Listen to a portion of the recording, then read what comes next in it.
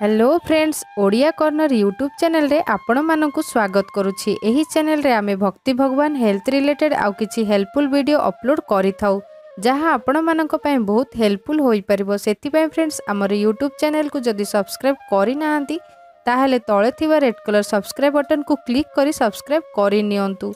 ता सहित एही बेल रो आइकन को क्लिक करंतु जहां फल रे हमर नुवा नुवा वीडियो सर्वप्रथमे पाई परिबे। फ्रेंड्स, पशुपक्षी सदैव मनुष्य मित्र अटंती। एथि मध्यरु किछि पशुपक्षी मनुष्यर अधिक पाखर भी होइथांती आउ एहाकु पाळंती मध्य। कुकुर बहुत सचोट होइथांती आउ घरर जगुआली मध्य बहुत भलरे करंती। हिंदू धर्म रे पशुपक्षी को नै शुभ आउ अशुभ केते गुडे मान्यता प्राचीन समय चली आसुछि। एथि मध्यरु किछि मान्यता कुकुरंक सहित जोड़िछि जहा आज आमे जानिबा। प्रथम, जदि कुकुर बाम आंठू को सुंघिबा देखंती तो धन प्राप्ति होई पारे तथा डाहण आंठू को सुंघिबा देखंती तो स्त्री सहित झगड़ा होई पारे किंबा पारिवारिक कलह होई पारे। द्वितीय, भोजन करिबा समय जदि कोनोसी कुकुर आपणक सामना को आसी निज लांगुड़ उठाई मुंड को हलई थाए तो सेही भोजन करिबार नाही, कारण सेही भोजन करिले से रोगी हेबार संभावना होई थाए।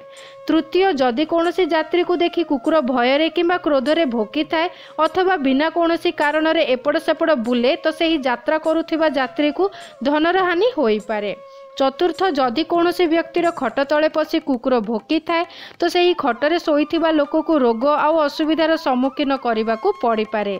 पंचम, जदि कुकुर गछ तले ठिया होई भोकी थाए तो यह वर्षा काल रे भल वर्षार संकेत होई थाए। षष्ठ, कोनोसी कृषक को हल नेबा समय रास्ता रे कुकुर बाम पटे देखा जाए आउ पुणी घर को आसीबा समय डाहाण पटे देखा जाए तार फसल भल होई थाए। सप्तम, कुकुर जदि निज जीभरे निज डाहाण अंग को चाटी थाए अथवा कुंडेई थाए तो यही कार्य सिद्धिर सूचना अटे किंबा जीभरे पेट को छुँथिबार देखा जाए तो लाभ होई थाए। अष्टम, यात्रा रे जीवा समय कुकुर जोता नहीं दौड़ी पड़े जाए किंबा अन्य कहार जोता नहीं करी सामना को आसी जाए तो निश्चिंत रूप से सही व्यक्तिर धन को चोर चोरई निए किंबा ताकू धनर हानि होई थाए। नवम, जदि यात्रा करिबा समय कोनोसी व्यक्ति को कुकुर निज मुहरे रुटी पूरी किंबा अन्य कोनोसी खाद्य सामग्री आनिबा देखा दिए तो सही व्यक्ति को धन लाभ हेबार संभावना होई थाए। दशम, जदि कोनोसी स्थान रे बहुत गुड़े कुकुर एकाठी होई भोकंती तो सेठी रहिबा लोकंक उपरे कोनोसी बड़ विपद आसी थाए किंबा पुणी सेठिका लोकंक मध्यरे भयंकर लड़ाई झगड़ा होई थाए।